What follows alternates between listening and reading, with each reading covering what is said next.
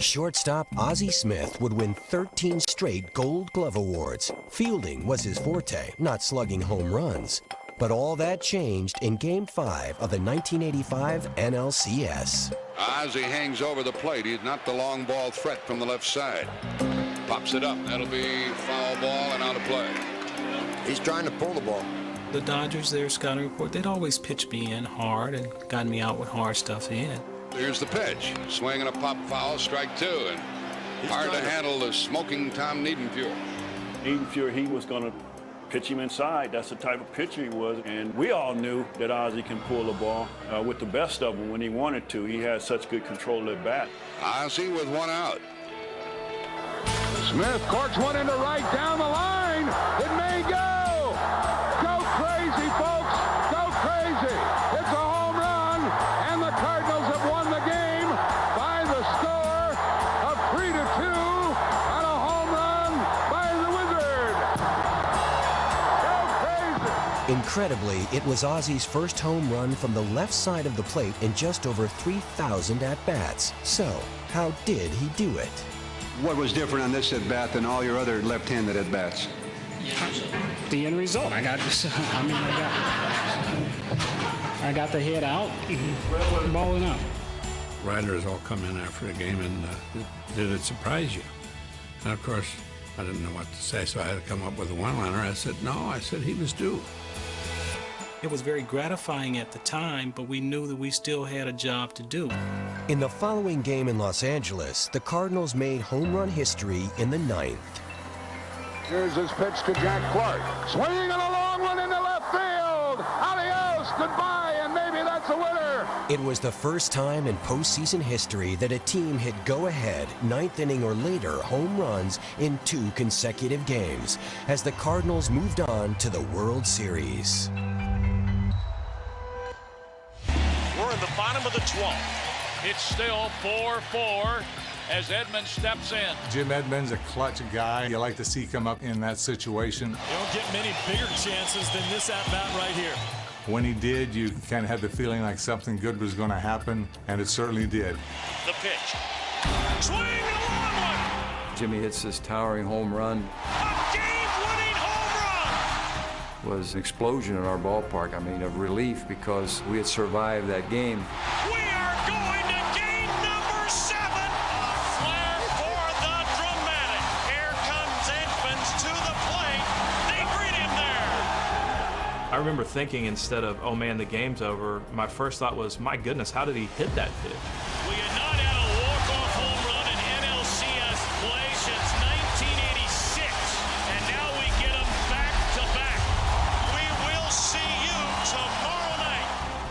Where the Cards rode the wave of Edmonds' blast to the pennant. For the first time since 1987, the St. Louis Cardinals are going to the World Series. In the LCS that year, Houston was up 3-1, had their ace closer on the mound, and seemed destined for their first World Series in franchise history. Top of the 9th, Houston leads 4-2. This is lights out Lidge. With 2 outs and Brad Lidge on the mound, we're feeling great about things. They're 1 out away. You've got Eckstein and Edmonds and Pujols coming up. You know you're not out of the woods. And a base hit into left field by Eckstein. If Edmonds can reach, Albert would be the potential go-ahead run. Number 5 is standing on deck. As much as I love Brad Lidge, I don't want a piece of Albert Pujols. Jim Edmonds, he takes ball 4. Give me walked, and you're like, you know, here we go. Tying runners aboard for one of the most dangerous hitters in the game, Pujols. Albert comes up and they go out and speak to Lidge about how they want to pitch him, and you could just tell there was something big about to happen. I didn't think the crowd could get any louder, but I was wrong. First pitch was a slider down in the dirt. He swings mightily at it, and of course missed, and that's pretty much what we expected. And of course the next one. In the dugout, I said, oh my gosh. In the air, left field, and Pujols is giving St. Louis the lead. I just couldn't believe it. You couldn't believe it. A dramatic, towering 3-run home run. He hit it about as hard as you could hit a ball. Well, obviously he crushed it. So it was a no-doubter. And our dugout erupts, and you just hear a stadium go from screaming and yelling to nothing. hear Albert rounding first base. You hear his cleats digging into the dirt. The air was let out of the balloon so fast and so violently. That thing left the ballpark in a hurry. It was a devastating blow. He ripped my heart out. That was a gut wrencher. That's the only way to say it. You're right there, and the big guy hurts you. None of us can believe what's just happened.